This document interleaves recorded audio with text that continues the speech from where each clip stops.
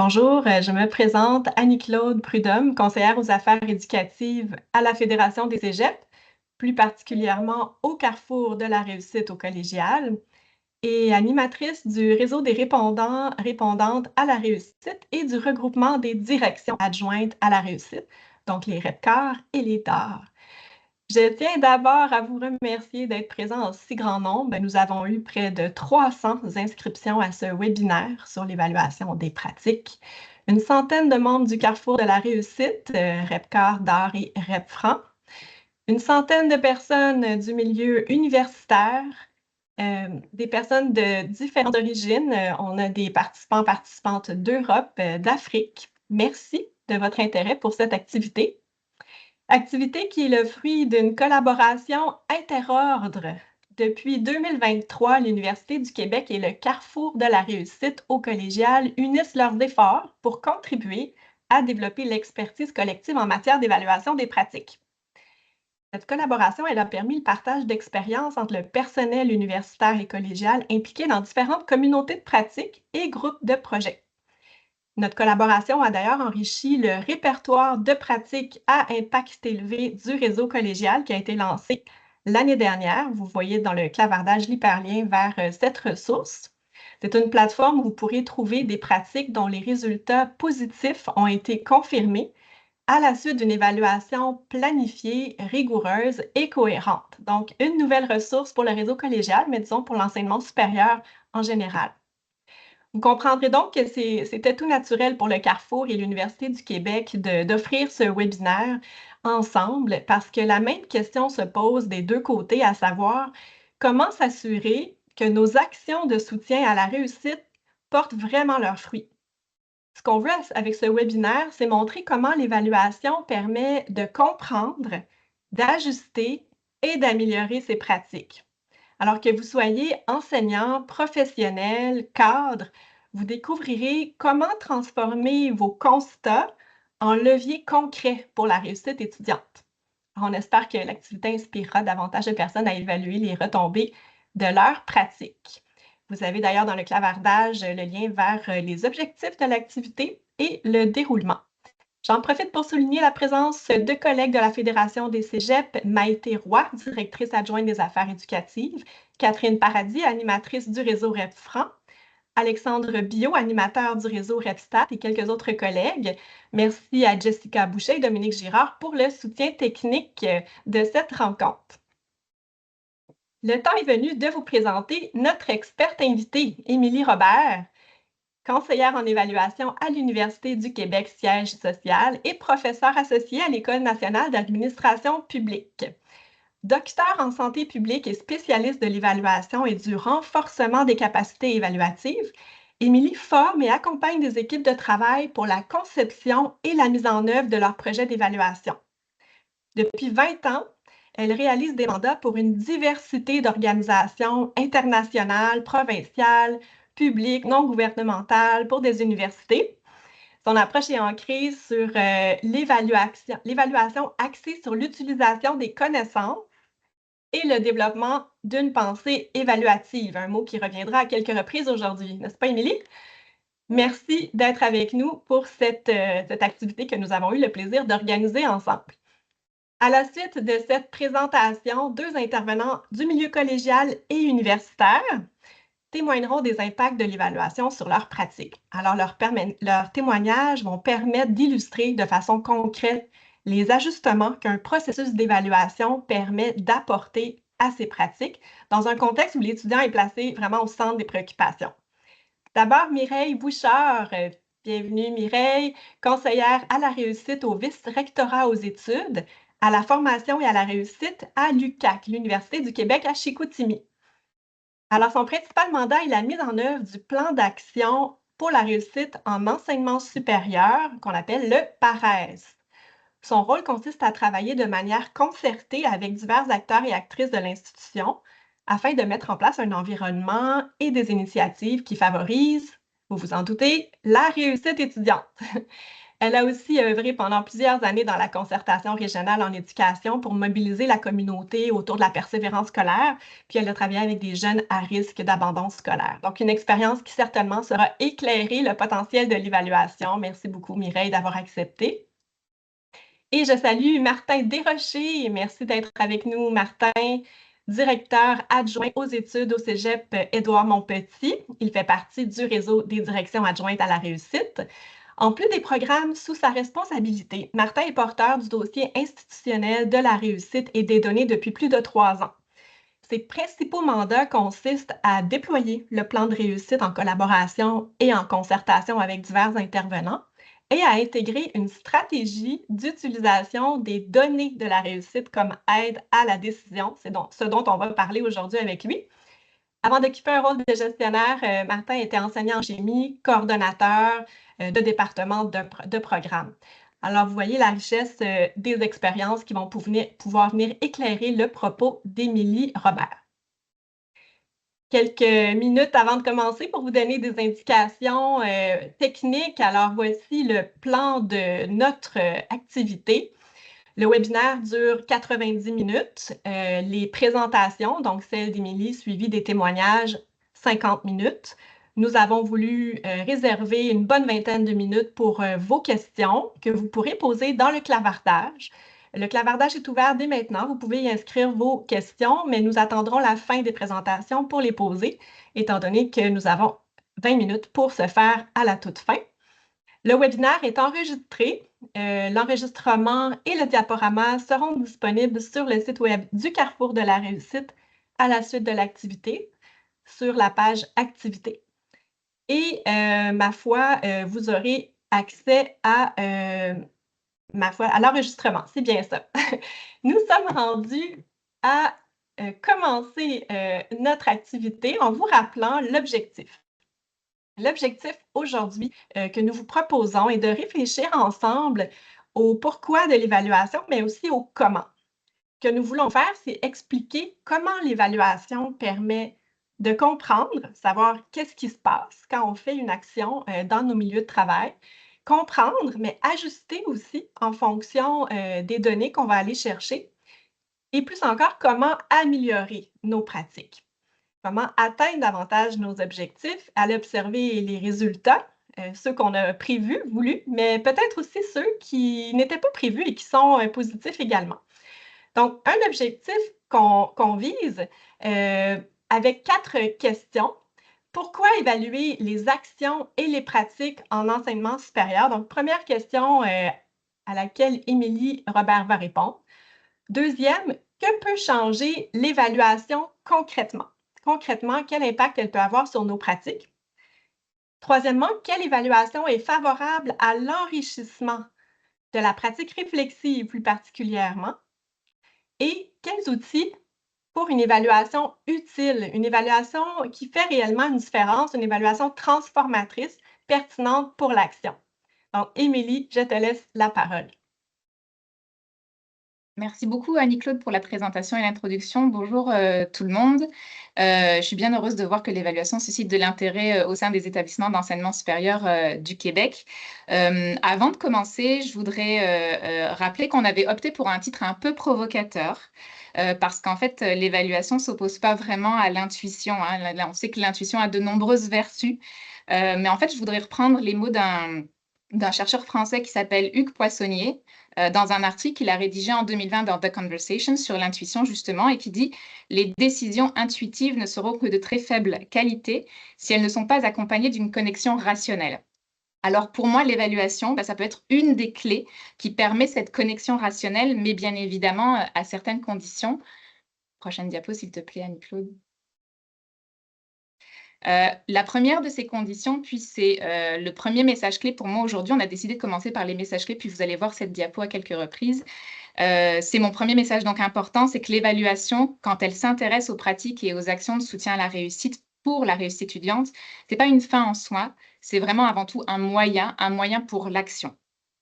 Mon deuxième message, donc la condition pour en faire une connexion rationnelle, c'est qu'il n'est pas toujours nécessaire de déployer des évaluations d'envergure qui mobilisent plusieurs personnes sur plusieurs mois. Une évaluation qui va être pertinente, C'est une évaluation dont l'ampleur est proportionnelle à 3 éléments: la finalité visée, et puis je vais les développer un petit peu, la complexité du projet ou de l'action qu'on veut évaluer et les ressources disponibles.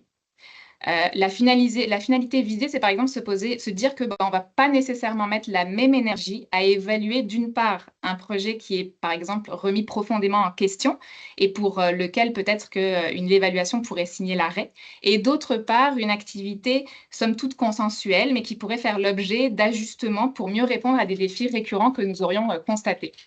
Donc ça, c'est la première chose. La complexité aussi du projet, de notre intervention, de notre action. On ne va pas mettre la même énergie à évaluer une activité ponctuelle, par exemple un atelier d'aide à la rédaction, ou une stratégie institutionnelle qui vise une meilleure intégration des nouvelles personnes étudiantes, par exemple, et qui mobilise beaucoup de monde sur un certain nombre de jours et peut nécessairement aussi nécessiter des investissements financiers. Et enfin, l'équilibre qu'on doit trouver, c'est en regardant les ressources qui sont à notre disposition. En enseignement supérieur, c'est valable aussi pour d'autres domaines, mais aujourd'hui, on est dans l'enseignement supérieur. Vous avez toutes et tous un mandat principal, et plusieurs d'entre vous, ce mandat nécessite un contact direct avec les personnes étudiantes. Votre mandat principal, c'est votre priorité. Dans ce contexte, en fait, l'évaluation doit tenir compte de vos réalités, de votre contexte. Donc, une évaluation qui va fonctionner, c'est une évaluation qui va être équilibrée au regard de ces 3 aspects. Mon troisième message clé pour moi, pour vous aujourd'hui, c'est que l'évaluation, elle doit permettre de produire des connaissances qui sont utiles et qui sont utilisées. Utile, c'est une chose, utiliser, c'est encore mieux. Utiliser pour ajuster, comme le disait tantôt Annie-Claude, améliorer, transformer nos pratiques, mais bien évidemment en tenant compte des enjeux d'interprétation des données que l'on va, des résultats que l'on va produire avec nos évaluations. On n'est pas dans la science, on n'est pas dans la recherche, alors on doit être précautionneux sur ce que l'on fait dire aux résultats de nos évaluations. Alors pourquoi évaluer les actions et les pratiques en enseignement supérieur? Bien évidemment, ce n'est pas une prescription. On ne doit pas nécessairement toujours et à tout prix évaluer, ce n'est pas le but de notre propos aujourd'hui. La question, c'est bien pourquoi pourrait-on inclure l'évaluation dans nos pratiques professionnelles ou dans nos pratiques organisationnelles?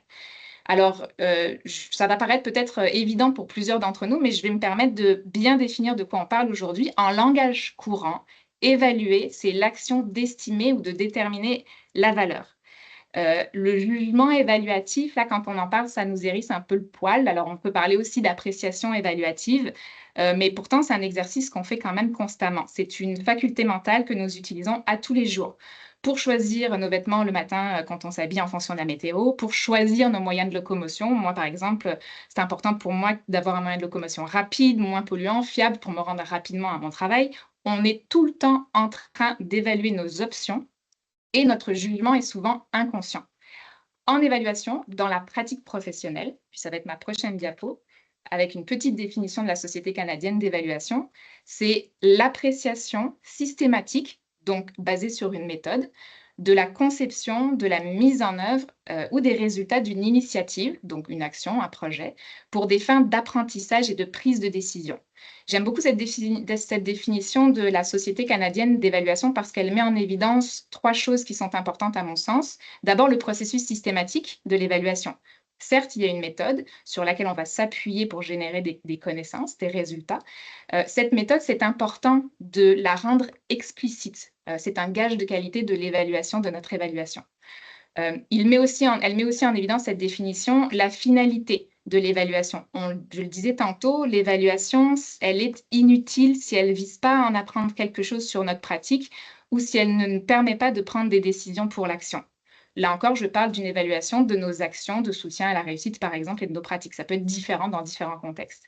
Puis elle met aussi en évidence quelque chose d'important, ce sont les angles de l'évaluation. On s'attarde souvent, facilement, ou en tout cas, encore une fois, intuitivement, aux résultats et aux retombées d'une pratique, mais on peut regarder également, et de façon très utile, sa mise en œuvre, en se posant par exemple la question, est-ce que nos activités de rentrée se sont déroulées comme prévu?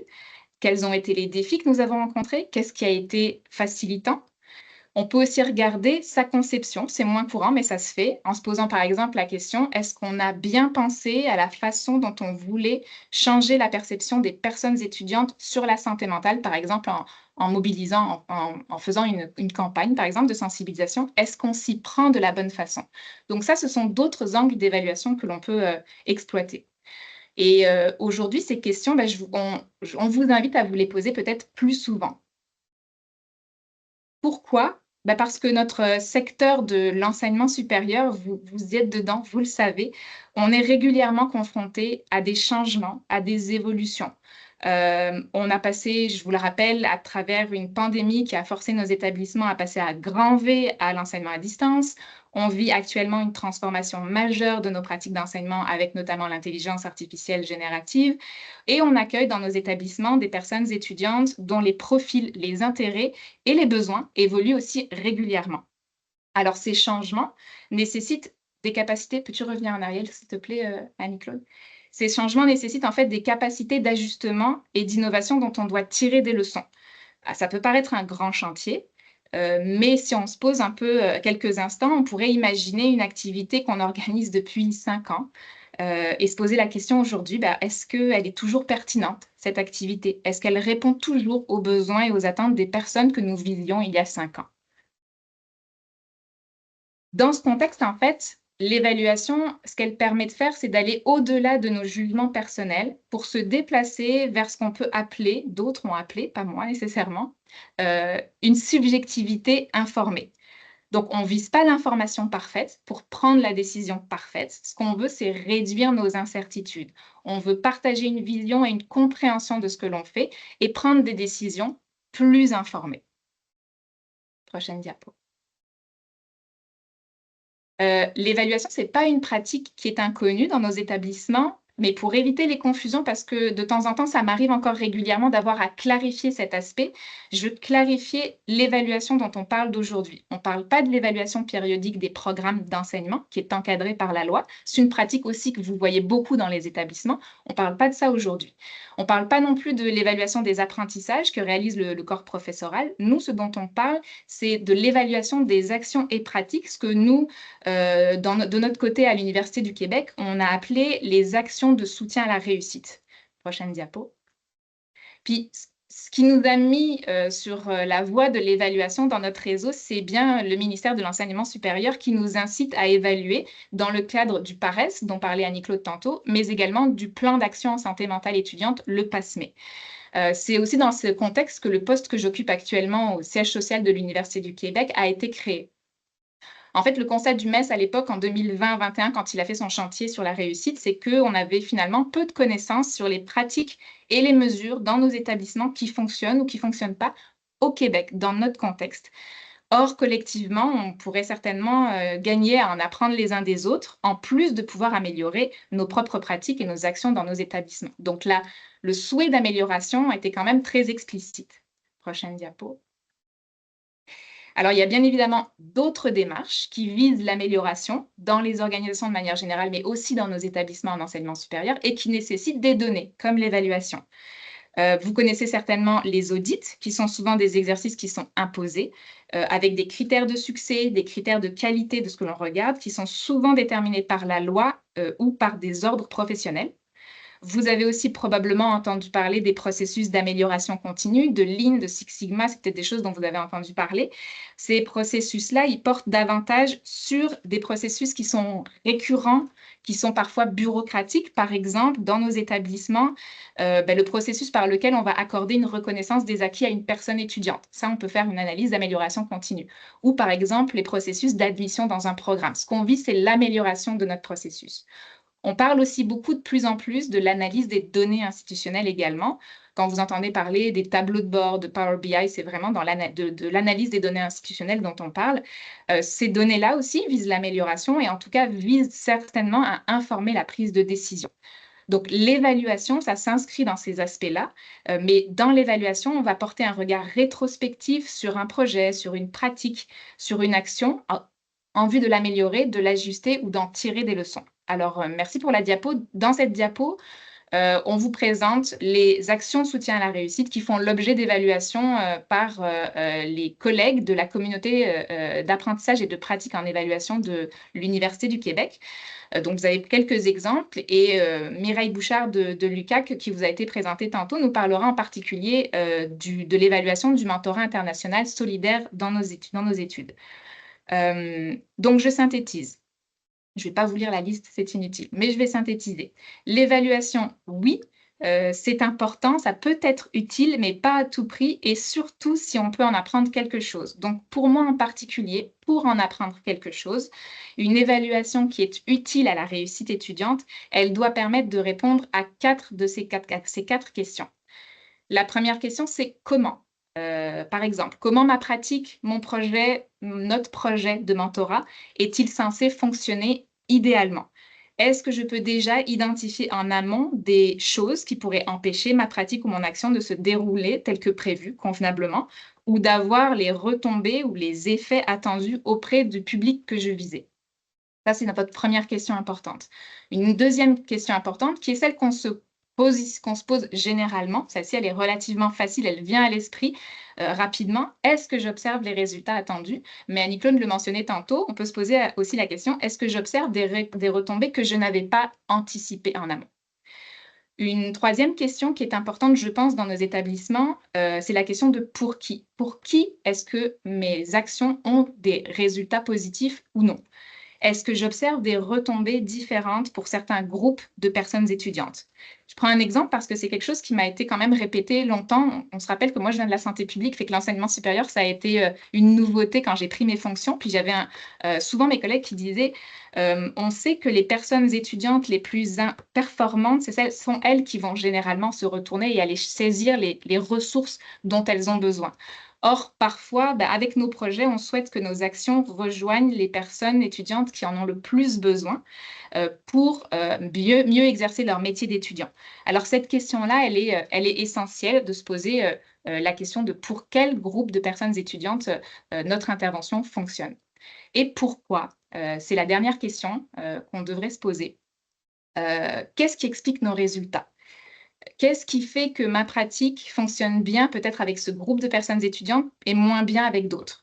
Qu'est-ce qui fait que mon projet pourrait donner de bons résultats ou donne de bons résultats dans le campus X et moins dans le campus Y? Pourquoi, dernière question, les retombées ne sont-elles pas à la hauteur de mes attentes? Alors en fait, ce sont les réponses à ces questions qui vont vous permettre d'ajuster ou d'améliorer vos pratiques et vos actions. En fait, savoir uniquement si ça marche ou si ça ne marche pas, ça ne va pas vous permettre de vous améliorer parce que vous n'allez pas savoir sur quel levier agir. Donc, la question du pourquoi, elle est fondamentale. J'ai parlé jusqu'à présent en termes généraux, mais concrètement, qu'est-ce que ça peut changer l'évaluation? Donc, mes collègues vont vous en parler tantôt, ils vont partager de leur expérience et leur exemple dans leur pratique, mais je voudrais vous rappeler le contexte. Leur témoignage, en fait, de retombées concrètes, elle s'inscrit dans une pratique de l'évaluation qui est centrée sur la réussite des personnes étudiantes. Ce n'est pas un détail de le rappeler et de le mentionner, je pense, aujourd'hui. D'abord parce qu'une évaluation qui explicitement place en son centre la personne étudiante, c'est une évaluation qui est rassembleuse, qui fait du sens auprès des professionnels, auprès des personnes intervenantes, auprès des cadres qui ont à cœur la personne étudiante.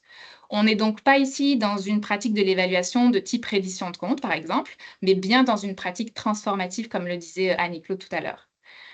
Donc, dans ce contexte, quand elle est mobilisée comme un levier au service de la réussite étudiante, et ce de façon consciente et explicite, elle permet en bout de ligne des actions et des pratiques efficaces et pertinentes parce que elle permet des ajustements, des améliorations, on l'a déjà évoqué. Elle permet de mieux comprendre les besoins et les attentes des personnes étudiantes. Elle permet aussi parfois de mieux allouer les ressources et également de réaliser des apprentissages collectifs qui renforcent les équipes. En complément des témoignages de Mireille et Martin, je vais peut-être partager 2 exemples sur l'allocation des ressources et les apprentissages collectifs. Mon premier exemple, c'est l'exemple du Centre Apprentissage, Réussite et Pédagogie, le CARPU. Je pense qu'à l'UQAC, je pense qu'il y a des collègues justement dans la salle. C'est une expérience qui m'a été rapportée par Daniel Labillois, son directeur. En fait, le CARPU octroyait des bourses à des personnes étudiantes pour assister à Montréal aux activités de Taisez-vous. Vous connaissez peut-être, ce sont les ateliers d'aide à la rédaction. Puis après un certain temps, M. Labillois s'est demandé si ces bourses faisaient une différence ou pas pour les étudiants.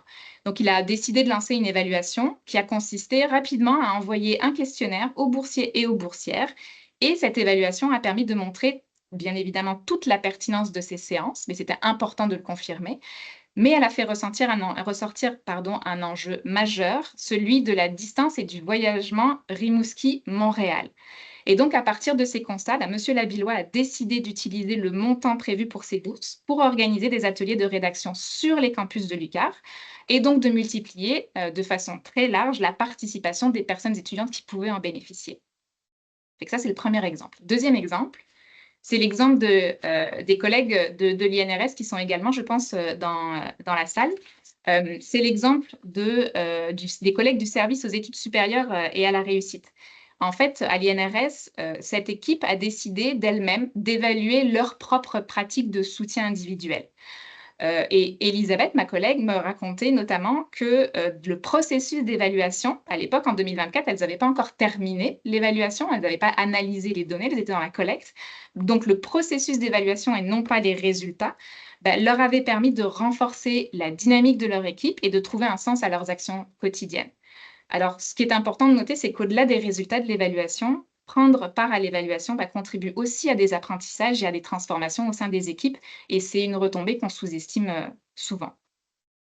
Je passerai peut-être à la troisième question. Annie-Claude, merci. Quelle évaluation est favorable à l'enrichissement de la pratique réflexive?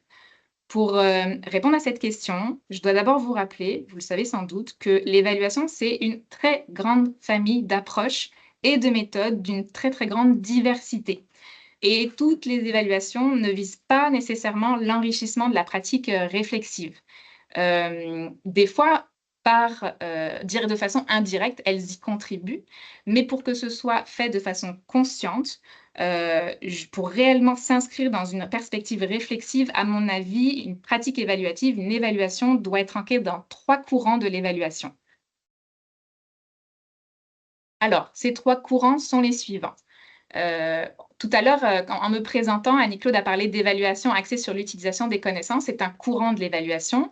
C'est donc un type d'évaluation qui doit pouvoir orienter notre action, nos actions, notre réflexion, et donc pouvoir donner des résultats qui nous permettent de passer à l'action, d'en faire quelque chose, et notamment de contribuer à notre réflexion sur notre pratique.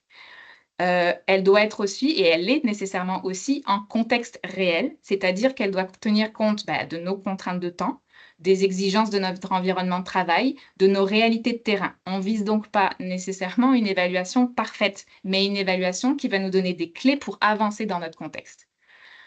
Enfin, et c'est le plus important, elle doit être un processus d'apprentissage pour faire partie d'une réflexion. Puis c'est un processus d'apprentissage sur notre pratique professionnelle, quand on évalue nos propres pratiques, mais c'est aussi un processus d'apprentissage sur la pratique de l'évaluation. Cette perspective, en fait, elle doit être, à mon avis, explicite dès le départ, parce qu'en fait, elle nous incite à changer notre posture et à considérer les erreurs, voire les échecs, ça arrive, comme des sources d'apprentissage. Et cette posture aussi d'apprentissage, elle nous permet de développer ce qu'on appelle une pensée évaluative. La pensée évaluative, en fait, c'est un concept qui permet de contrer des pratiques d'évaluation qui sont parfois dominantes dans certaines organisations et qui sont réalisées de façon automatique, sans plus aucune réflexion sur la valeur ajoutée, ça arrive parfois, et qui perdent donc de leur sens. C'est vraiment, on évalue pour évaluer. Là, pour le coup, c'est plus l'évaluation un moyen, c'est l'évaluation une finalité. C'est un peu le sens de la citation de Thomas Archibald, qui est un chercheur et évaluateur américain qui travaille beaucoup sur le concept de pensée évaluative, quand il dit que l'évaluation peut se faire sans aucune pensée évaluative, comme un travail automatique. Mais il dit également, et c'est ce qui nous intéresse aussi aujourd'hui, c'est que la pensée évaluative peut se produire en dehors de l'évaluation formelle. Bon, je vous concède, c'est un peu obscur cette idée de pensée évaluative peut-être. Je vais donc peut-être vous partager une définition.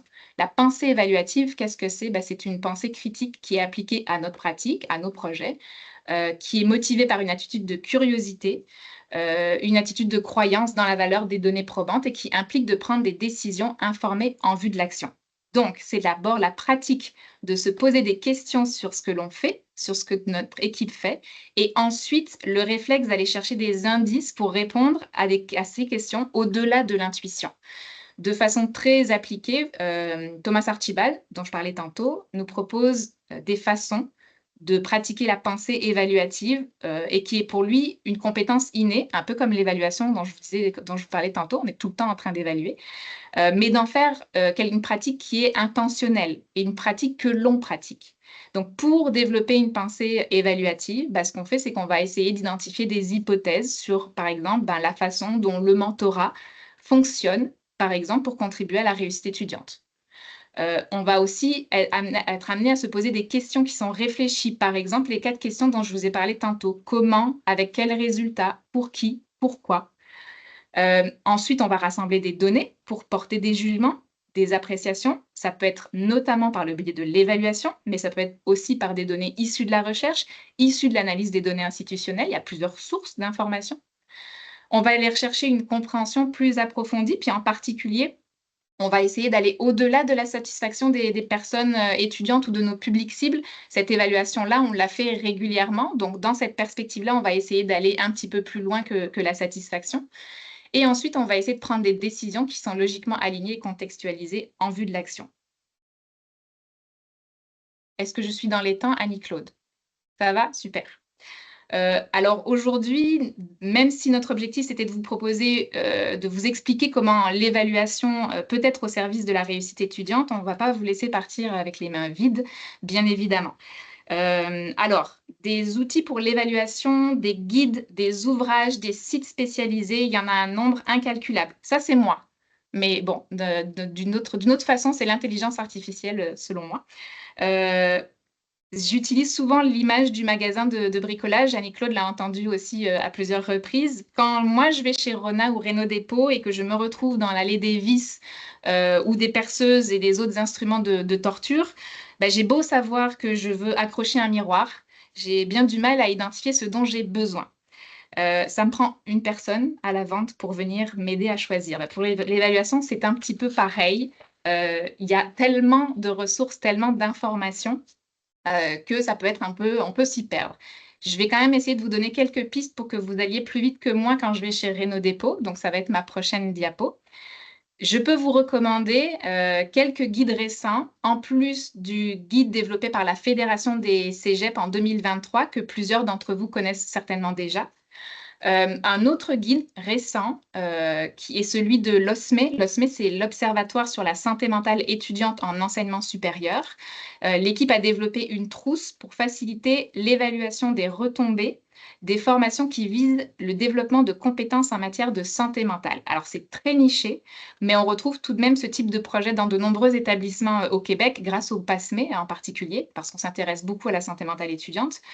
Et en fait, l'intérêt d'avoir un guide qui porte sur un type de projet en particulier, comme ce type de formation, c'est que vous allez trouver une démarche d'évaluation qui est peut-être un peu standard, mais surtout, vous allez y trouver des outils de collecte de données qui sont vraiment prêts à l'emploi. Dans ce guide, par exemple, vous allez trouver plusieurs questionnaires que vous pouvez appliquer immédiatement auprès des personnes étudiantes qui bénéficient de ces formations. Donc, c'est quand même particulièrement utile. Lucar, donc en bas à gauche de l'écran, a également publié un guide pour évaluer les ressources du soutien aux transitions vers les études supérieures. Là encore, un peu quelque chose de particulier. Ce guide il a été développé dans le cadre du projet Transition réussie vers les études supérieures, un défi interordre qui a été mené par le siège social de l'Université du Québec, et vous en avez peut-être entendu parler. Donc, cette ressource, elle est vraiment très utile quand on s'intéresse aux transitions. Sur le même sujet des transitions, puis là, c'est le Géniali à droite. Ce sont les travaux de Michael Declercq, qui est expert-chercheur à l'Académie de recherche et d'enseignement supérieur en Belgique. Il a développé en fait une boîte à outils, donc Assessment Toolbox, en bon français, pour accompagner les personnes dans l'évaluation des pratiques d'accompagnement au moment des transitions en enseignement supérieur. Donc, c'est un format un peu plus interactif, mais aussi très utile pour aller au-delà aussi du renseignement sur la satisfaction. Donc, il essaye de nous amener un petit peu plus loin. Donc, c'est vraiment très intéressant. Puis, il y a aussi des exemples. Peut-être plus largement, un autre outil que vous pourriez consulter, c'est peut-être un petit peu plus complexe, mais c'est surtout parce qu'il est très complet. Il est orienté sur la mesure de l'impact. Ça résonne parfois pour certaines personnes.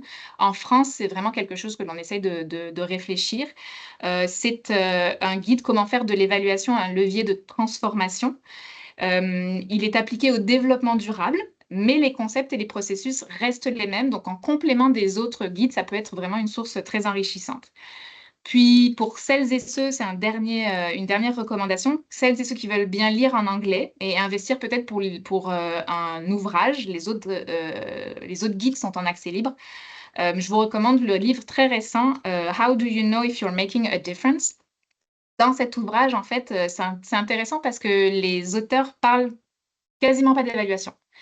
Je pense que c'est un parti pris. Elle souhaite vraiment aborder et encourager les gens à avoir une réflexion qui est proche de ce qu'on vient d'appeler la pensée évaluative, plus organisationnelle, donc autour de l'amélioration, tout en offrant des outils qui sont très concrets et qui trouvent leur source dans l'évaluation. Donc, c'est vraiment en complément également avec une perspective plus organisationnelle. Dans toutes ces ressources, vous allez trouver, ou presque, vous allez trouver l'information suivante, c'est le BABA, c'est le début des formations en évaluation. L'évaluation, c'est comme un projet, c'est une démarche systématique qui se déroule en 3 étapes. D'abord, on planifie, comme un bon projet, ce qu'on veut faire. On le fait valider par son équipe, par son supérieur, par un éventuel comité qui va porter la démarche d'évaluation, peut-être. Ensuite, on passe à la collecte, à l'analyse, à l'interprétation des données, en prenant soin de vérifier que les données qu'on a déjà à notre disposition. Souvent, on oublie, mais on collecte déjà de la donnée dans les établissements ou dans les équipes. Fait que prenez le temps de regarder ce que vous avez déjà avant d'aller collecter des données supplémentaires. Et ensuite, on utilise les résultats de notre évaluation. On va les présenter peut-être à nos équipes, peut-être à nos collègues, mais surtout, on va essayer de réfléchir aux implications des résultats pour notre pratique. En anglais, on dit "so what?" Et donc, une fois qu'on sait ça, qu'est-ce qu'on fait? Bon, concrètement, ça ne nous aide pas plus. Comment on fait de l'évaluation? Il n'y a pas une taille unique, donc ça va être difficile de rentrer dans le détail. Vous allez avoir 2 exemples très différents tout à l'heure, mais je vous propose non pas une recette, mais peut-être une série de 15 questions pour planifier votre évaluation. L'évaluation, comme vous le comprenez, c'est aussi l'art de se poser les bonnes questions pour aussi planifier notre évaluation. Vous pourrez certainement l'imprimer. Je pense que peut-être ça sera partagé aux collègues. Je ne vais pas y passer trop de temps. Je vous invite surtout à bien clarifier et à distinguer 2 choses. Le but de l'évaluation, la finalité dont on parlait tout à l'heure, et ses objectifs. C'est 2 choses différentes. C'est un peu comme poser les fondations de votre maison. Si ce n'est pas clair dans votre tête, si ce n'est pas clair pour les personnes qui sont impliquées avec vous, vous allez probablement tanguer. Alors, d'abord, on essaie de se questionner sur la façon dont on voudrait utiliser les résultats de l'évaluation. Qu'est-ce qu'on veut en faire? Pourquoi est-ce qu'on pense que c'est nécessaire d'évaluer notre pratique à ce moment-là? Par exemple, dans le cadre du CARPU tout à l'heure, le résultat de l'évaluation devait permettre au directeur du centre de prendre une décision quant à la poursuite du financement des bourses. Donc, c'était très concret. Et vous, dans quel but vous voudriez évaluer votre pratique? Quelle finalité? Puis pour atteindre ce but, la question que vous devriez vous poser ensuite, c'est qu'est-ce que j'ai besoin de savoir sur ma pratique ou sur mon projet? La question assez récurrente, je l'ai déjà dit tantôt, c'est qu'est-ce que ça donne? Alors, je vous encourage peut-être à préciser davantage votre pensée, aller au-delà de qu'est-ce que ça donne, essayer d'avoir des idées, des hypothèses sur ce que ça devrait donner et d'aller regarder ensuite la façon dont ça se déploie sur le terrain. Plus vos objectifs et vos questions d'évaluation seront clairs, plus il sera facile de penser à votre méthodologie. Je ne vais pas revenir sur la méthodologie, mais je vais vous emmener à réfléchir à un autre aspect qui est le reality check, en bon français également aussi. Comme je disais tantôt, en fait, les évaluations dans nos établissements, elles se déroulent en contexte réel. On n'est pas dans un laboratoire, on a déjà du travail à faire. Ce n'est pas nécessairement toujours notre mandat. Donc, on essaye vraiment d'identifier les ressources qui sont à notre disposition, les collègues, les espaces-temps dans nos agendas aussi pour réaliser nos réflexions sur l'évaluation. Et surtout, on réfléchit à nos échéances. Une fois qu'on a répondu à ces questions, on va développer des outils de collecte de données. Puis, un outil qu'on utilise déjà beaucoup dans nos établissements, c'est le questionnaire. Alors, voici un outil qui pourrait vous aider à développer des questionnaires qui seront plus pertinents et plus cohérents, et ça, quel que soit le contexte, évaluation ou pas. Cet outil se présente sous la forme d'un tableau à 5 colonnes. Pareil, je ne vais pas le préciser aujourd'hui, mais vous allez pouvoir le regarder de nouveau.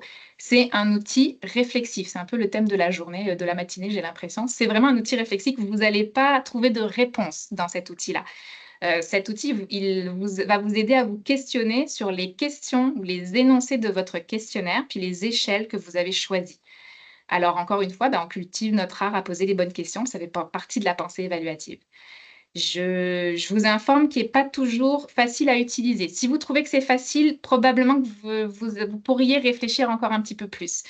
Parce que justifier ses choix, malheureusement, c'est pas toujours évident. Lorsqu'on n'est pas outillé, lorsqu'on est tout seul, c'est difficile de faire des choix qui sont raisonnés. On a souvent recours à l'intuition, c'est bon, mais ce qui est intéressant, c'est aussi de pouvoir éventuellement essayer d'avoir des collègues qui vont venir réfléchir avec nous, jouer le rôle de ce qu'on appelle en évaluation des amis critiques. Ou d'impliquer des personnes qui sont intéressées par ces démarches. Peut-être aussi dans vos réseaux, vous avez en enseignement, vous avez des chercheurs, des professeurs qui sont habilités aussi à développer des questionnaires. Donc, n'hésitez pas à aller chercher l'expertise là où elle se trouve. Pour conclure, je pense qu'on est rendu là. Je vous propose 2 façons de passer rapidement et concrètement à l'action. Si vous n'êtes pas demain, vous n'allez pas demain vous réveiller en voulant faire une évaluation, c'est bien correct. Je vous propose quand même d'essayer de réfléchir à la façon d'aller de l'avant. La prochaine fois que vous envoyez un questionnaire d'appréciation pour une activité, peut-être essayer de réfléchir à la façon dont vous allez mobiliser l'information recueillie pour prendre une décision. Vous avez déjà certainement envoyé des questionnaires d'appréciation. Qu'est-ce que vous en avez fait? Quelles décisions ils vous ont permis de prendre? Puis je vous encouragerai aussi à ajuster votre questionnaire de manière à interroger votre public cible peut-être sur l'intérêt ou les bénéfices perçus de leur participation à l'activité pour aller au-delà de l'appréciation. Une autre action que vous pouvez réfléchir à mettre en place, c'est qu'à la prochaine rencontre d'équipe où une nouvelle idée de projet arrive sur la table, ça arrive, je vous encouragerai peut-être à identifier les actions qui sont déjà en cours dans votre équipe ou dans votre direction et qui visent les mêmes retombées auprès des publics cibles. Et ensuite, de vous questionner en équipe, est-ce qu'on sait si les actions qui sont déjà en cours font une différence pour notre public cible? Et est-ce qu'on a des données qui nous permettent de répondre à ces questions? Ça va vous permettre de prendre le temps de réfléchir à ce qui a déjà été fait avant d'embarquer sur une nouvelle activité ou un nouveau projet. J'ai la diapo que je vous ai présentée tout à l'heure sur les 3 messages clés. J'espère que j'aurai réussi ce matin à vous montrer que l'évaluation, ça peut être un levier pour la réussite étudiante quand elle est pensée en ce sens, quand elle est équilibrée par rapport à notre réalité puis à notre contexte et quand elle génère des connaissances qui vont être utiles et utilisées. Merci. Un grand merci, Émilie, pour cette présentation très claire, limpide, alignée sur les questions clés qu'on s'était posées. Donc, Émilie nous a bien résumé les principes à considérer pour que l'évaluation favorise la pratique réflexive. Tu sais que j'aime bien l'expression subjectivité informée, instrumentée. Ça résume bien l'outil que l'évaluation peut être pour nous dans nos pratiques. Est venu le temps d'aller entendre justement sur le terrain comment ça peut se passer, quel impact ça peut avoir concrètement. Je vous rappelle que pour ce qui est des questions là, qui vous turlupinent depuis la présentation d'Émilie, vous pouvez les inscrire dès maintenant dans le clavardage et on va prendre le temps d'y répondre tout de suite après les témoignages. Vous pouvez aussi les poser dans le clavardage dans une vingtaine de minutes. J'en profite aussi pour vous dire que le Genially que vous voyez à l'écran avec les hyperliens intégrés sera sur le site du Carrefour après la rencontre, donc vous aurez accès à tous les hyperliens. Et j'aimerais souligner une autre ressource qui a été mentionnée dans le clavardage par Simon Bolduc, un livre sur l'approche Subtle qui vient tout juste de paraître, dans lequel il y a un chapitre complet sur l'évaluation. Alors, Mireille Bouchard a accepté de nous parler de sa pratique.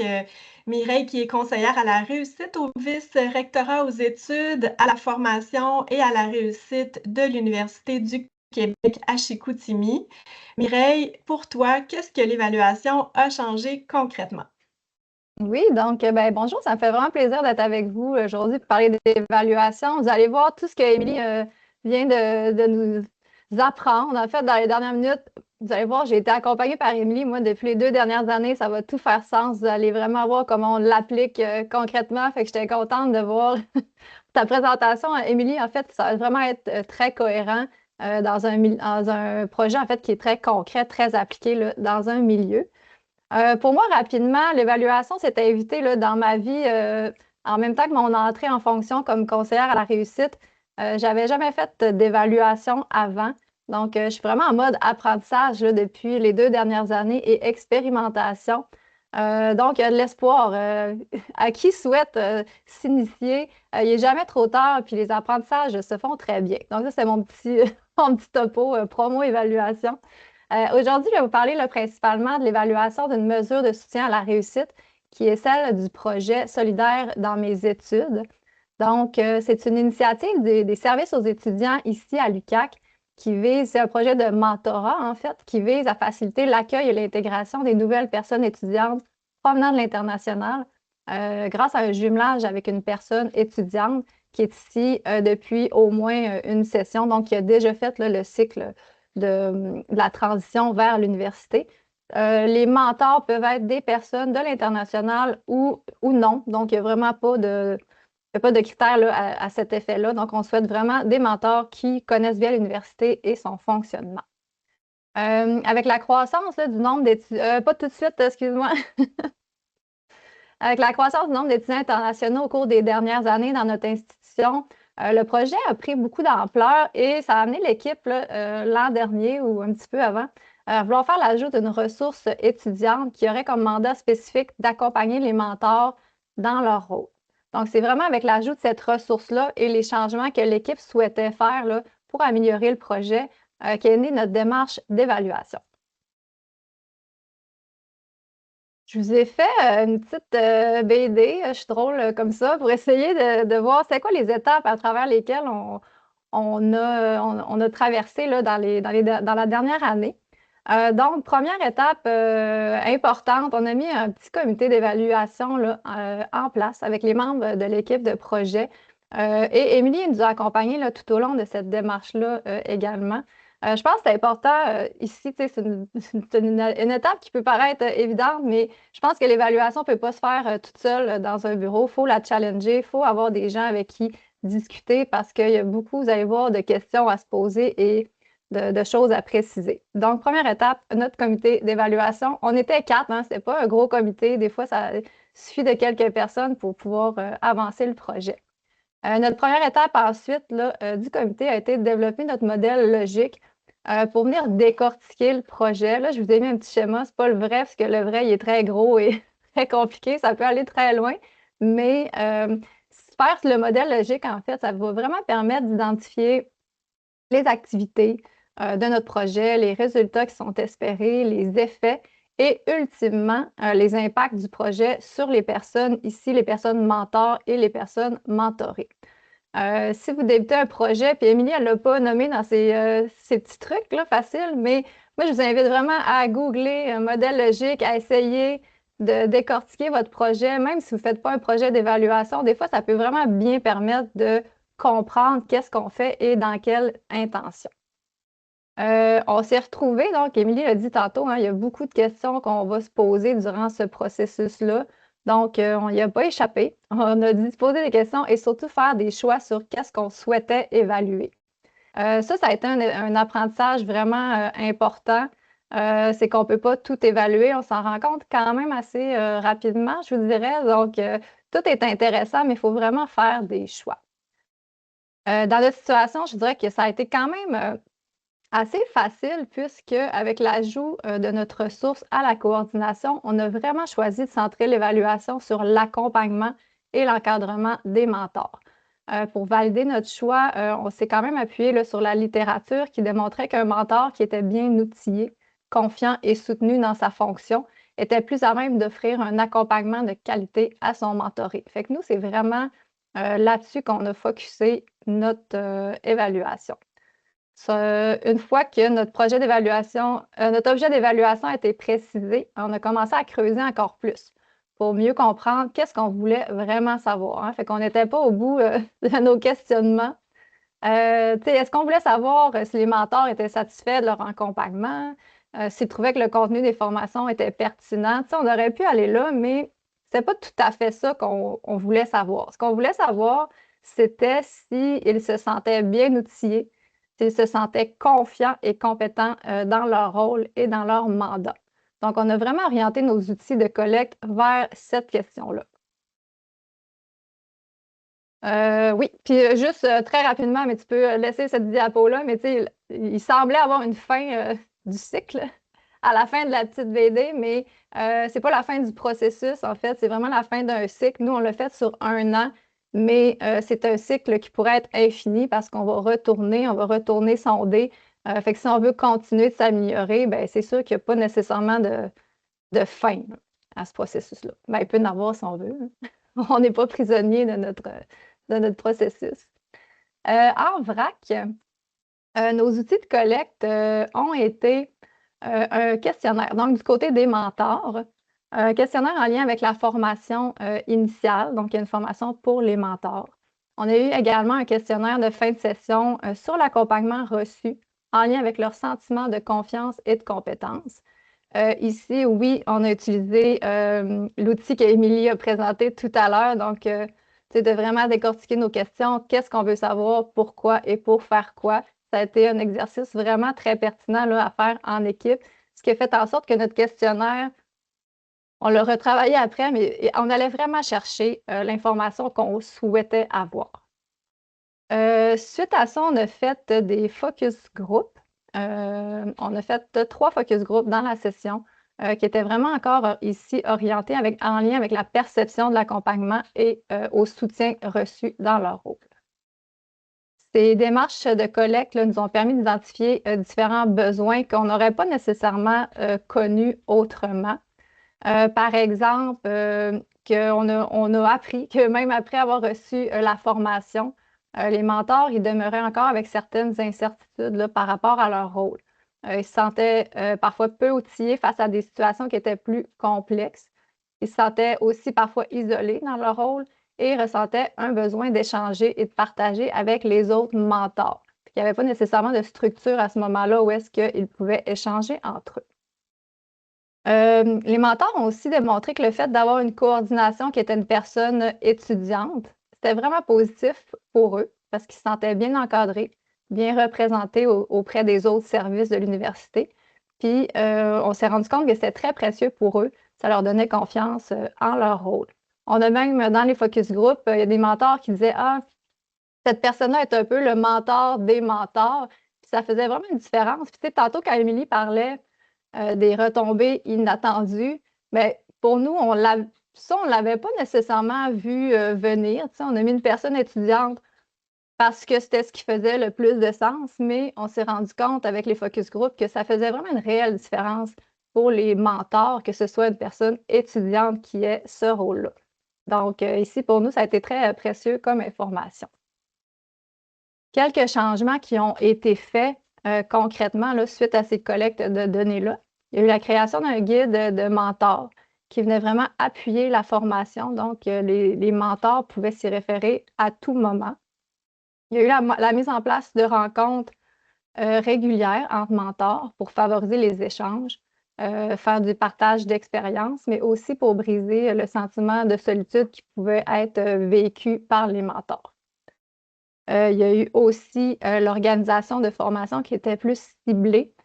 Tantôt, je parlais des situations complexes. Bien, entre autres, les mentors nous disaient parfois des enjeux de santé mentale. On ne sait pas comment recevoir. Les mentors n'interviennent pas, mais ils ont tout de même à accueillir une personne qui parfois peut avoir des difficultés. Donc, il y a eu un ajout vraiment au niveau de la santé mentale, puis au niveau de l'interculturalité. Donc, parfois, des mentors qui ne viennent pas des mêmes pays, ça peut créer des difficultés ou certains défis, des fois, selon la culture. Donc, il y a eu des formations en lien avec ça.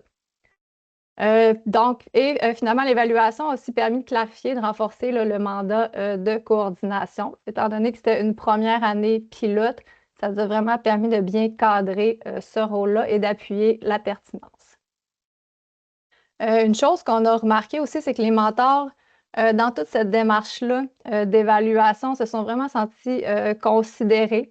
impliqués. Ça a vraiment favorisé le sentiment d'engagement parce qu'on leur demandait leur avis, on voulait savoir comment ils vivaient les choses, mais on utilisait vraiment très rapidement ce qu'ils disaient pour effectuer des changements qui étaient concrets. Donc, c'est ça, je pense que ça peut être aussi très bénéfique. Tu sais, des fois, on donne notre avis, ça ne change pas grand-chose, mais dans ce cas-là, c'était tellement une proximité entre votre opinion et qu'est-ce qu'on souhaite vous offrir que ça a été très bénéfique là, dans le cas du projet.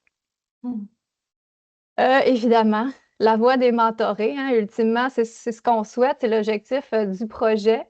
On est allé sonder les mentorés à la fin, en fait, de notre premier cycle d'évaluation, donc à la fin de l'année dernière, avec un formulaire. On a construit également un formulaire qui était destiné aux mentorés.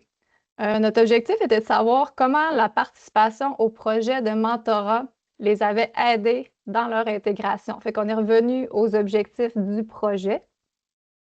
Et donc, les résultats démontraient que la participation au projet les avait aidés à se sentir accueillis dans leur nouveau milieu, à se sentir moins seuls et à trouver des repères là, dans tout ce nouvel univers dans lequel ils arrivaient. J'ai mis quelques statistiques là, dans la diapo. C'est sûr que le nombre de répondants, c'est toujours un enjeu. Je pense qu'il y avait plus d'une centaine de mentorés l'année dernière, 19 répondants, donc on fait avec ce qu'on a, mais en tout cas, l'information est quand même précieuse pour ceux qui ont pris le temps. Et nous, ça venait vraiment appuyer le fait que les actions qui sont mises en place, ça répond vraiment aux objectifs qu'on s'était ciblés au départ. Donc, voilà. Fait que pour l'évaluation de ce projet-là, spécifiquement, ça n'a pas seulement été utile pour mesurer le projet, mais ça a permis d'améliorer son fonctionnement, d'adapter des outils, de renforcer l'engagement des mentors et de s'ajuster rapidement aux besoins des étudiants et des étudiantes. Là, je suis allée rapide, mais c'est en gros là, les grandes étapes. Finalement, on m'a demandé de vous parler de façon plus largement. Là, c'était très concret sur un projet. Je ne vous cacherai pas que j'ai quand même eu la piqûre de l'évaluation. Donc, je vous le souhaite de l'avoir. Mais maintenant, je souhaite évaluer un peu tout. Donc, tu sais, même dans ma pratique professionnelle, il y a eu des changements. Puis, je trouvais que ça pouvait peut-être être inspirant, là, en fait, pour les gens qui allaient nous écouter. Fait qu'aujourd'hui, tu sais, il y a 2 ans, je n'avais pas fait d'évaluation. Aujourd'hui, ce que je peux dire sur l'évaluation, sur ma pratique en général, je l'ai mis en 5 points. Donc, comment je vois l'évaluation? L'art de se poser les bonnes questions. Émilie le dit quelques fois dans sa présentation tout à l'heure. On voit que le message est bien ancré. Donc, de se demander qu'est-ce qu'on fait, pourquoi, pour qui. L'évaluation comme une façon de donner ou parfois de retrouver du sens à nos actions. Je vois l'évaluation comme une façon de s'adapter en continu, de célébrer les réussites et d'apprendre aussi de nos erreurs. Je la vois aussi comme un levier de mobilisation, de crédibilité et d'agilité. Et finalement, je la vois comme accessible. Je considère que l'évaluation, ça n'a pas besoin toujours d'être un processus qui est complexe.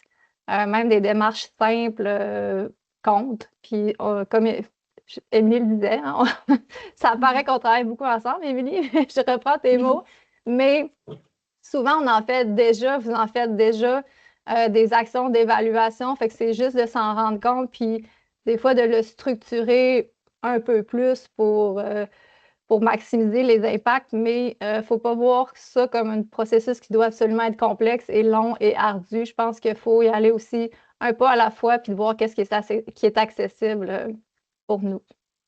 Voilà.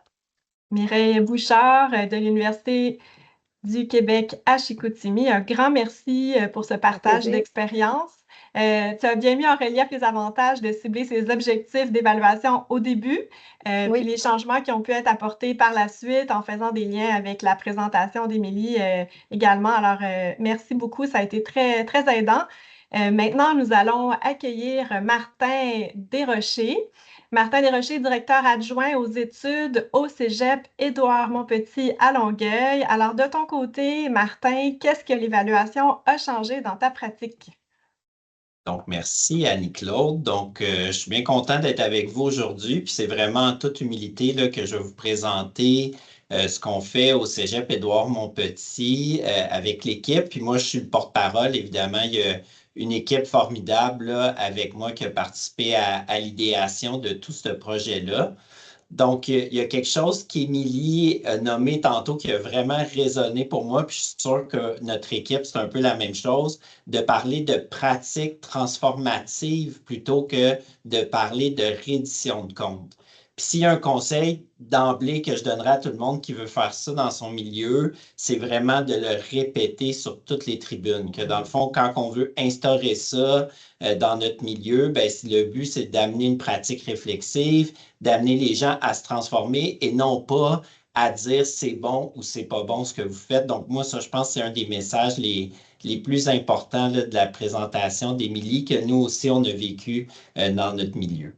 Donc, grosso modo, je vous explique, nous, c'était quoi l'enjeu? On se rendait compte, dans le fond, dans notre cégep, que les personnes étudiantes étaient sondées à plusieurs reprises par plusieurs directions différentes sur plusieurs sujets. Donc, l'expérience étudiante n'était pas super intéressante, mais en plus, les données étaient dispersées un peu partout. On n'était pas capable de les réutiliser dans le temps si des personnes avaient les mêmes questions. Puis un peu comme ça a été nommé par Mireille, nous aussi, on voulait savoir un peu plus quand on déploie des projets, des activités liées à la réussite. On voulait être capable de mesurer un peu plus la retombée de ces pratiques-là, plutôt que juste dire que les participants ainsi que les gens qui ont fait l'atelier, par exemple, étaient heureux ou les gens étaient contents. Donc, aller un petit pas plus loin. Donc, c'était vraiment ça notre objectif. Donc, suite à ça, on a créé une équipe qui est dans le fond un comité statistique réussite, un comité institutionnel qui est devenu un peu l'espace central pour tous les sondages ou les données auprès des personnes étudiantes. Donc, au lieu que quand quelqu'un, par exemple, veut sonder les personnes étudiantes qui aillent sur le module puis qui sondent les étudiants, donc ils passent par l'équipe qui, elle, va faire une évaluation des demandes. Puis ensuite de ça, vous allez voir tantôt, on va intégrer ça dans différents sondages. Donc, l'idée, c'est d'avoir un lieu, je dirais, central en lien avec ça, mais aussi d'être un peu un pôle d'expertise. Donc, essayer de suivre un peu qu'est-ce qui se fait dans le réseau, puis également être un peu être la banque de données. Là. Comment ne pas perdre les données, avoir un entrepôt de données, si vous voulez, dans lequel, à chaque fois qu'on sonde nos personnes étudiantes, ben, on garde une trace. Ces données-là sont disponibles. Si dans 1 an ou dans 6 mois, on a besoin, ben, on est capable de les réutiliser.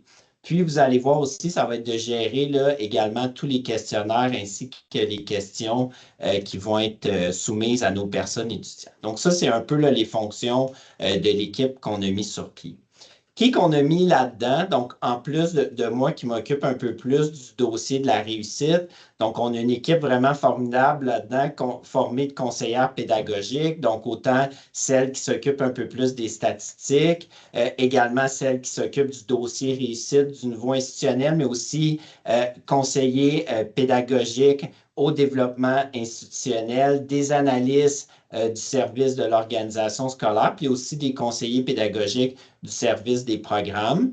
Puis, depuis le départ de ce comité-là, on s'est aussi adjoint un professeur de mathématiques qui est avec nous un petit moment, qui vient justement nous amener une expertise aussi en lien avec les données, qui vient nous donner un support là, et aussi nous donner un peu la voix du corps professoral avec certains enjeux là, qui pourraient être nommés. Donc, grosso modo, ça, c'est la composition de notre équipe statistique.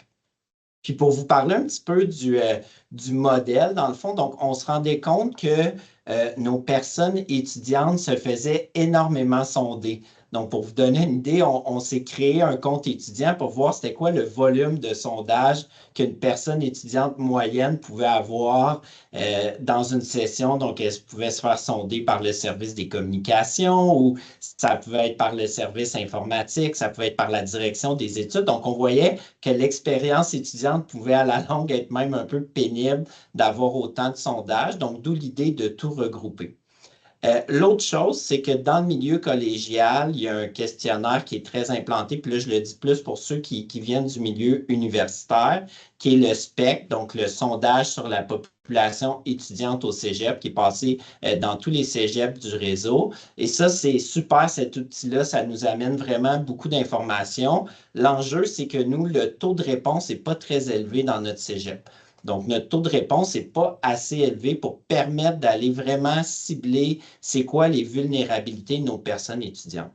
Donc, le modèle qu'on a décidé de mettre en place, c'est, vous le voyez, là, un peu questionnaire d'entrée, questionnaire de sortie. Donc, à chaque début de session, on passe un questionnaire à l'ensemble de notre population étudiante. Donc, c'est un questionnaire avec certaines questions qui peuvent s'apparenter à ce qu'on retrouve dans le sondage SPEC. Donc, des questions sur leur habitude comme étudiants, ça peut être sur leur sentiment de compétence, ça peut être leur temps de transport. Donc, différentes informations qui nous permettent d'aller repérer leur vulnérabilité. Puis ensuite de ça, à la fin de la session, on va repasser un questionnaire qu'on appelle un questionnaire de sortie qui va être différencié pour nos étudiants diplômés ou pour nos étudiants qui ont abandonné, dans lequel on va poser plus des questions qui sont en lien avec l'évaluation de nos programmes d'études, mais aussi on va reprendre certaines questions qui sont dans notre questionnaire d'entrée. Donc, ça va nous permettre de voir une évolution en cours de session. Donc, c'est systématisé. Tous nos étudiants ont ce questionnaire-là au début, ont ce questionnaire-là à la fin. Et dans ce questionnaire-là, on a une partie fixe qui est la même pour toutes les personnes étudiantes du cégep, mais on a aussi une partie variable qui permet d'ajouter des questions, par exemple, en cours de session. Je vous donne un exemple classique. On a une demande pour savoir, par exemple, est-ce que le service alimentaire est adéquat pour les personnes étudiantes dans notre établissement? Donc, au lieu de sonder au moment du besoin, on explique avec les intervenants, on va le mettre dans la partie variable, soit au questionnaire d'entrée ou au questionnaire de sortie. Puis ça nous permet de sonder les étudiants juste une fois, puis après de redistribuer les données vers notre milieu. Si c'était un programme d'études qui voulait avoir des questions un peu plus particulières, bien, également, on pourrait rajouter des questions dans la partie variable. Donc, ça, c'est un peu le modèle qu'on a mis en place qui amène notre entrepôt de données. Donc, pour vous donner un peu un exemple de où ça nous a amené ça, on a décidé là, de vous présenter un projet qu'on a fait il y a quelques sessions avec le département de philosophie. Donc, nos étudiants qui arrivent au cégep, nos nouveaux étudiants, donc il y en a plusieurs qui ont des enjeux avec le premier cours de philosophie, entre autres des enjeux au niveau de la lecture de textes complexes. Donc, le département voulait mettre en place des ateliers externes à la classe pour aider les étudiants les plus vulnérables. Donc, quand ils ont décidé de mettre ce projet-là en place. Donc, on a rencontré les porteurs de ce projet réussite-là, puis on a bien cerné les objectifs avec eux. Donc, vraiment essayer, là, un peu comme Émilie l'expliquait tantôt, qu'est-ce que vous voulez faire avec ça? C'est quoi votre objectif? C'est quoi votre extrait que vous voulez à la fin? Puis, ce qu'on leur a dit, ben, nous, comme équipe statistique réussite, on va pouvoir vous accompagner là-dedans, vous fournissant des données à la fin pour essayer de mieux juger c'est quoi les points forts, puis peut-être les points améliorés avec votre projet. Donc, on s'est concentré, le projet est un peu plus complexe, mais pour le besoin de la présentation aujourd'hui, on s'est concentré sur 2 points, donc c'est-à-dire la perception de compétences de la personne étudiante, donc comment elle se sent compétente, mais également la compétence, donc le taux essentiellement des taux de réussite ou des taux de passation au niveau du cours de philosophie en première session. L'idée du projet initial, c'était d'inscrire les personnes étudiantes aux ateliers. Et là, les personnes étudiantes s'inscrivaient au début de la session. Ils faisaient plusieurs ateliers. Donc, l'idée de départ, c'était 4 ateliers en cours de session. Donc, c'est comme ça que le projet a été fait la première fois. Et là, à la fin, ce qu'on a pu faire, c'est dans le fond, regarder c'est quoi l'état de la situation. Donc, comme vous pouvez vous en douter, il y a des étudiants qui sont allés à 1 atelier, il y en a d'autres qui sont allés à 4 ateliers, d'autres à 2. Donc, on avait tout un nombre je dirais, une variété d'utilisation de la mesure d'aide. Et là, ce qu'on a fait, c'est qu'on est allé voir c'était quoi le sentiment de compétence par rapport à la lecture de textes complexes de ces personnes étudiantes-là en début de session versus en fin de session. Pour comparer nos étudiants qui avaient participé aux ateliers, on a également formé des groupes témoins. Donc, étant donné qu'on a une banque de données, c'était possible pour nous de se créer une banque d'étudiants qui n'ont pas participé aux ateliers, mais qui ont des moyennes générales au secondaire comparables, donc des étudiants de force comparables, qui proviennent de programmes d'études comparables aussi, pour voir, eux, qu'est-ce qui est arrivé avec leur sentiment de compétence dans le premier cours, leur perception de sentiment de compétence dans le cours de philosophie. Puis on a aussi regardé pour l'ensemble de la population au cégep, donc pas un groupe témoin, mais voir eux, qu'est-ce qui leur arrive dans le fond en première session avec cette perception de sentiment de compétence. Et là, qu'est-ce qu'on s'est rendu? C'était super, ce qu'on s'est rendu compte, c'était très intéressant, même pour les profs qui menaient ce projet-là, c'était que leur atelier servait de facteur de protection pour la perception de sentiment de compétence. Donc, ce qu'on se rend compte, c'est que les personnes étudiantes arrivent en pensant qu'ils sont très compétents avant d'avoir commencé leur premier cours de philosophie. Puis évidemment, c'est le test de la réalité. Puis à la fin de la session, leur sentiment de compétence est plus bas. Par contre, les personnes étudiantes, quand on les comparait, celles qui ont suivi l'atelier au groupe témoin, on voyait que les ateliers avaient fait un facteur de protection, c'est-à-dire que cette perception de sentiment de compétence-là n'avait pas diminué. Donc là, déjà, c'est un résultat encourageant pour le corps professoral, mais il y a d'autres choses d'intéressantes qu'on s'est rendu compte, c'est qu'après 2 ateliers, l'effet était pratiquement nul. Donc, de faire 4 ateliers, ce n'était pas vraiment nécessaire. Donc, 2 ateliers était le nombre un peu idéal.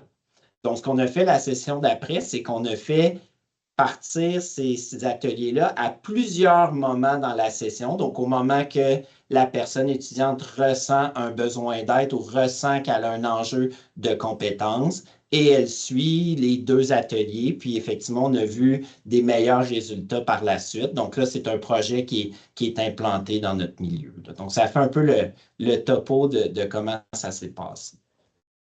Quelque chose qui a été nommé tantôt, je pense, par Mireille, puis pour moi, c'est un peu la clé, c'est que souvent dans les processus d'évaluation, on a tendance à vouloir que tout soit parfait avant de se lancer. On voudrait des questions validées scientifiquement, puis on voudrait que tout soit vraiment parfait. Puis par la pratique, je pense que c'est impossible que tout soit jamais parfait. Donc, mon conseil, c'est vraiment de se lancer. Il ne faut pas attendre que tout soit trop lourd. Vu qu'on est dans une démarche réflexive, chaque petit pas qui va être fait va amener un impact sur le milieu. Donc, c'est vraiment de se lancer. Puis, c'est vraiment de répéter, d'informer le personnel enseignant que le but de tout ça, c'est d'aider à la réflexion. Les données ne sont pas la finalité. Donc, ça aussi, Émilie le dit, c'est super important de dire que c'est un outil parmi d'autres outils qui nous permettent d'améliorer nos projets. Une petite affaire que j'ai mis à la fin, un questionnement qu'on a. Donc, autant on est content de notre démarche, autant on a encore des questions qui émergent. Une de celles-là, c'est nos groupes témoins, c'est super. Mais là, on se dit, OK, est-ce qu'un étudiant ou une étudiante à la base qui s'inscrit à une mesure d'aide, est-ce que c'est un étudiant qui intrinsèquement est plus motivé? Puis que dans le fond, on est en train peut-être d'évaluer la mesure d'aide, mais aussi d'évaluer la motivation. Donc, c'est quelque chose qu'on voudrait améliorer dans notre système, peut-être de voir une mesure de la motivation de nos personnes étudiantes pour avoir encore mieux faire ressortir l'impact de nos différentes mesures d'aide à la réussite. Donc, ça fait pas mal de topo. Un grand merci. C'était très enrichissant de t'entendre. Martin Desrochers, qui est directeur adjoint aux études au Cégep Édouard-Montpetit. On en est rendu à la période de questions. Nous avons 2 questions dans le clavardage à ce moment-ci. Je vous invite à en inscrire davantage. Et je commencerai d'abord avec une question pour Martin, justement, de Geneviève Dumas. Les personnes impliquées dans le comité statistique et réussite, est-ce qu'elles sont libérées en nombre d'ETC, pour reprendre l'expression du milieu collégial, ou est-ce que la participation est inscrite dans le plan de travail? Donc, pour évidemment tous nos professionnels, dans le fond, donc eux, ça fait partie de leurs tâches qui sont attribuées. Pour ce qui est l'enseignant en mathématiques, il y a une libération, donc on lui enlève des cours pour pouvoir participer au comité, mais à certaines tâches aussi en lien avec ce comité-là. Merci beaucoup. Une question pour Émilie maintenant, qui fait référence au début de la présentation, Émilie, quand on mentionnait qu'il fallait comprendre pourquoi la pratique fonctionne. L'impression d'Isabelle Desbiens, c'est que si on veut s'interroger sur le pourquoi, on doit aller chercher le point de vue des étudiants nécessairement ou des personnes directement concernées par la mesure, au-delà des données quantitatives. Alors, est-ce que répondre à la question du pourquoi, selon toi, Émilie, est-ce que ça oriente nécessairement vers un type de collecte de données plutôt qu'un autre? Alors oui et non. Oui, on peut utiliser des instruments de collecte de données qui vont nous donner de la donnée quantitative pour expliquer le pourquoi, mais souvent on va effectivement aller vers de la donnée qualitative, pas seulement d'aller chercher la perception, la compréhension du point de vue de la personne étudiante, mais aussi d'autres personnes qui travaillent autour du projet ou de l'action, d'aller chercher leur compréhension et leur explication des résultats de l'évaluation. Donc, quand on arrive à la question du pourquoi, c'est parce qu'on a réussi à souvent, dans les questions, c'est à comparer quelque chose. Pourquoi ça fonctionne mieux maintenant qu'avant? Pourquoi ça fonctionne mieux pour ce groupe de personnes que pour cet autre groupe de questions? Pourquoi ça ne fonctionne pas? Ça, c'est une autre question. Et effectivement, ce qu'on va regarder, cette question, elle nous amène à regarder les ingrédients clés ou les composantes clés de notre intervention. Par exemple, dans l'exemple du mentorat, on pourrait émettre l'hypothèse qu'un ingrédient clé du fait que ça fonctionnerait bien maintenant, c'est grâce à l'ajout d'une ressource dont parlait Mireille pour la coordination du mentorat. Ça pourrait être une hypothèse. Si on faisait le même projet sur un autre campus sans cette coordination, est-ce qu'on aurait les mêmes résultats? Donc, avec la question du pourquoi, on est capable d'aller chercher vraiment les ingrédients clés dans l'intervention ou dans le projet qui font la différence. Un peu comme Martin le disait, entre les 2 ou les 4 ateliers, finalement, on voit qu'il y a une différence. Puis on peut aussi regarder l'influence du contexte. On l'oublie souvent, on est très campé sur nos pratiques et nos actions, mais on sait que dans notre contexte, il peut y avoir des barrières ou des facilitants. Et que donc, ça peut avoir un certain nombre d'impacts aussi sur les retombées de nos pratiques. Est-ce qu'on a les bonnes ressources humaines au bon moment et à la bonne place? Est-ce qu'il y a des événements qui ont surgi qui pourraient expliquer un échec à un moment donné? Il y a des changements organisationnels aussi qui affectent les équipes, qui affectent les personnes étudiantes, des collaborations entre des équipes qui sont nécessaires, par exemple, pour déployer peut-être des activités. Donc, de regarder la nature et des collaborations, ça peut être intéressant. Des changements dans l'allocation des ressources. On enlève des heures consacrées à une activité X ou Y. Fait que les personnes étudiantes ne sont pas nécessairement conscientes de ces aspects-là. Donc, c'est une voie pour éclairer un certain nombre de choses, mais d'aller regarder aussi dans notre environnement, dans notre contexte, ce qui pourrait expliquer les résultats. C'est vraiment une bonne pratique. Et donc, la question du pourquoi, elle est vraiment super importante. Et la question du pour qui, elle est également importante, comme le disait Martin tantôt. Qui sont les étudiants qui bénéficient le plus de notre intervention? Puis, est-ce que c'est bien cela que l'on vise initialement? C'est une question également importante. Ça m'amène à en poser une autre qui est destinée à Martin, mais que je te poserai également, Émilie. Quand on dit que le sentiment de compétence des étudiants est bon, demande Catherine Truchon, est-ce que ça veut dire que ces étudiants sont réellement compétents? Peut-être, vas-y, Je peux me Martin. lancer, oui. Donc, comme je disais tantôt, il y a deux choses qu'on voulait voir. Leur perception de sentiment de compétence, qui est quand même quelque chose de hyper important au niveau de l'apprenant, puis évidemment la compétence. Donc, au niveau de nos ateliers de philosophie, il n'y avait pas de doute au niveau de la protection de la perception du sentiment de compétence. Au niveau de la compétence, c'est-à-dire si on prend on va dire, par exemple, les taux de réussite ou les taux de passation, il y a beaucoup plus de nuances à amener. Donc, ça dépendait, entre autres, dans quelle tranche de moyenne générale au secondaire étaient les personnes étudiantes. Donc là, on peut se dire, puis il y a plein de discussions qu'il y a eu avec l'équipe, mais ça a un lien aussi avec la zone proximale de développement. Donc, si pour une personne étudiante, c'est trop loin, ben, on a protégé sa perception de sentiment de compétence, mais ça ne veut pas dire qu'elle a atteint la compétence minimum. Donc ça, c'est sûr qu'il y avait un peu plus de nuances à ce niveau-là, mais c'est des discussions qu'il y a eu aussi entre les profs, les conseillères pédagogiques. Donc, ça amenait des réflexions intéressantes à ce niveau-là. On essaie aussi d'éviter d'être affirmatif quand on arrive avec nos données. Donc, on amène vraiment ça comme un aide à la réflexion, puis ça vient avec des nuances, puis ça vient avec du contexte. Donc, on s'assure que notre milieu ne voit pas les données comme une finalité. Émilie? Oui, bah, si je peux faire du pouce, ça fait du lien avec ce que je disais dans les messages clés, d'être précautionneux sur les interprétations. C'est ce que vient de dire Martin. Il faut vraiment savoir que la donnée, elle nous dit une chose, elle nous en dit pas une autre. Ça ne veut pas dire que c'est pas aidant, comme le disait Martin, pour la réflexion en équipe et ensuite le passage à l'action. Ce qu'on peut essayer de faire aussi, c'est d'avoir des faisceaux d'indices, donc savoir que cette information-là, en plus d'une autre, qui permet de nous dire, OK, il se passe quelque chose, puis on est vers le bon chemin.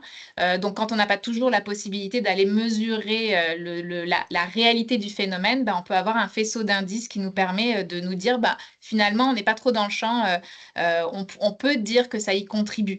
Mais j'aime beaucoup la façon dont Martin positionne la donnée. La donnée, c'est une information parmi d'autres. On ne peut pas lui faire tout dire, mais elle permet d'alimenter la réflexion des équipes pour le passage à l'action.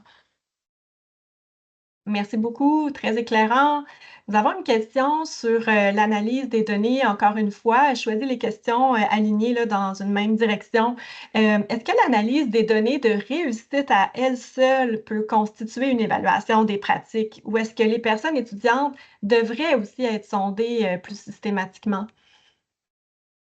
Peut-être vous dire, tu sais, pour faire vraiment le topo général, là, je vous ai parlé plus de la structure institutionnelle qui est un peu comme à la base, mais sachez que, par exemple, pour le projet de philosophie, il y a aussi des questionnaires Forms qui ont été remis aux personnes étudiantes spécifiques qui ont fait des ateliers pour aller chercher d'autres types d'informations. Ça arrive dans d'autres projets qu'on va faire, par exemple, des entrevues dirigées avec nos personnes étudiantes. Donc, on y va aussi avec certains, je dirais, outils qui sont un peu à la pièce en fonction des projets. Donc, je dirais nos données de base, c'est toutes nos données en lien avec la réussite, mais aussi notre questionnaire d'entrée et de sortie. Mais avec l'équipe de conseillères pédagogiques, avec les profs, avec les professionnels, il y a d'autres aussi types de collectes qui vont se faire.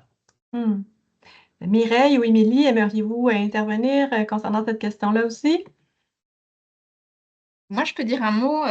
En fait, c'est utile, ces données, mais c'est difficile d'en déduire que c'est mon projet ou mon action qui détermine l'abandon d'une personne. Ce lien, il est vraiment très difficile à faire. À moins d'avoir recours à des dispositifs de recherche conséquents, ce lien, il est vraiment très difficile. Donc, ça peut être un indice, mais il faut l'analyser encore avec beaucoup de précautions. Mais je vous inciterai plutôt à vous poser la question de savoir quel est le premier changement que vous demandez à générer auprès de vos personnes étudiantes ou de votre public cible dans votre projet.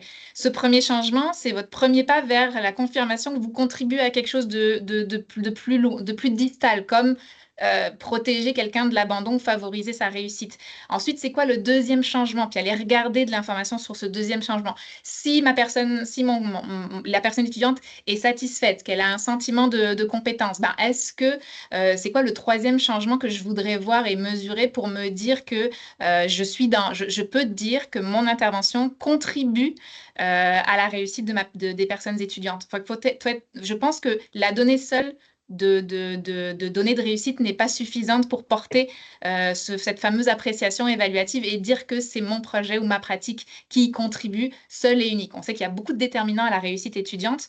Donc, un projet, c'est une des choses qui va y contribuer, mais il y en a plein d'autres.